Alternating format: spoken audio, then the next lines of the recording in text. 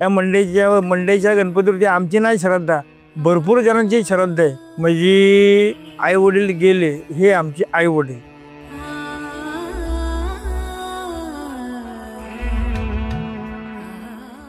असं म्हणतात की या शारदा गणपतीचं विशेष प्रेम आहे या मंडईतल्या छोट्यापासून मोठ्या व्यापाऱ्यापर्यंत. हो, एखाद्याचा गाळा आहे ते एखादी वाटी घेऊन बसतो. ते हे जे गाळाधारक किंवा हे जे व्यापारी आहेत मंडईतली त्यांचं आणि या शारदा गणपतीचं काय नातं आहे? आई बापाचे कसं नातं असतं तसं नातं आहे. म्हणजे आई वडील गेले हे आमचे आई वडील.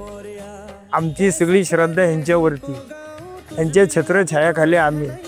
म्हणजे एक प्रकारचं म्हणजे आम्हाला उठवतात बी तेच उभीत नाही आणि झोपवतात सुद्धा ते आई वडील आमचे. आणि विशेष म्हणजे मेन महत्त्वाचं आता हे गणपती दसरा दिवाळीला लोक खेड्यापाड्याने लोक बसायला जे येतात ना मंडीच्या भोवतीला, त्या जागेला 1 रुपया सुद्धा नाही. तुम्ही फक्त 2 चौक पुढे जावा, पावला पैसे 500 रुपये रोज, 1000 रुपये रोज, 2000 रुपये रोज.